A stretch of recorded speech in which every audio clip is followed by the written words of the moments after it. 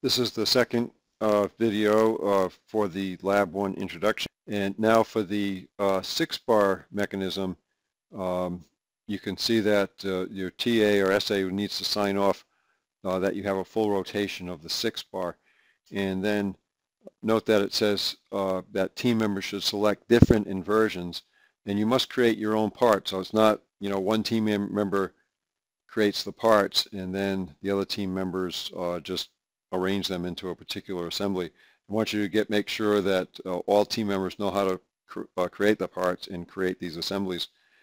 And then, of course, for the worksheet, you'll also put in your e-drawings with exploded assembly drawings in balloons and bill of materials.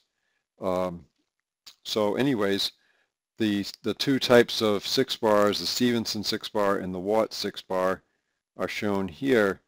And note that for the Stevenson 6-bars, there are three different inversions, three possible inversions, and that the Stevenson 6-bar you can actually see is made up of, if you disconnected these, you would have a 4-bar, right? Ground, 1, 2, 3. And then on the other side, if you disconnected these two joints, you would have a 5-bar, 1, 2, 3, 4, 5. And you can look at any of these three, and that they're made up really of a 4-bar and a 5-bar.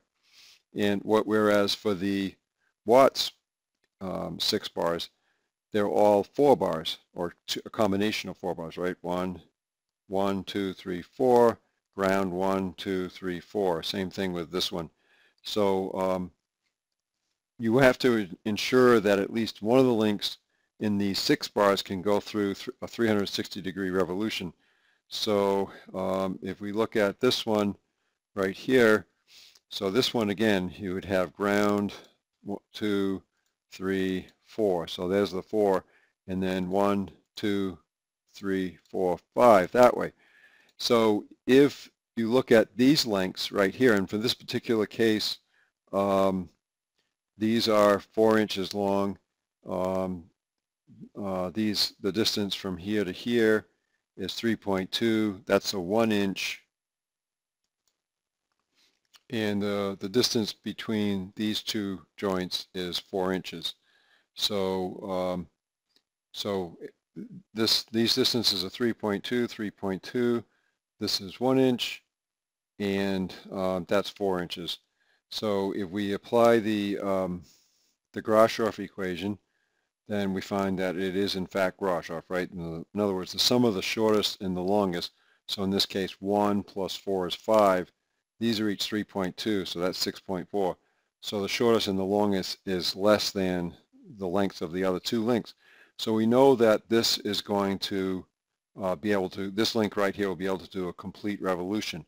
And as long as these other two links up here are long enough, now it could be possible that they're not long enough for this one to do a complete revolution. So in other words, if we look at where are they closest together. So suppose these two links were much shorter, and maybe they just had a slight angle here.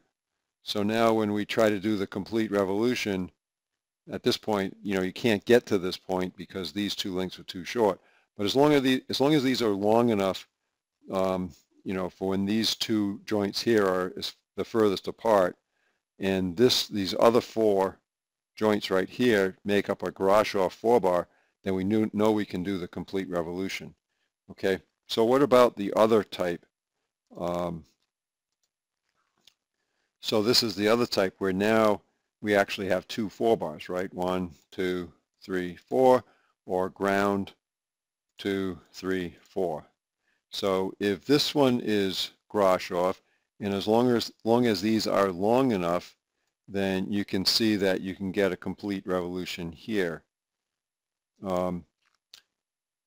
But does this 4-bar have to be Grashof? So that's a question we'll have to pick up with the next video.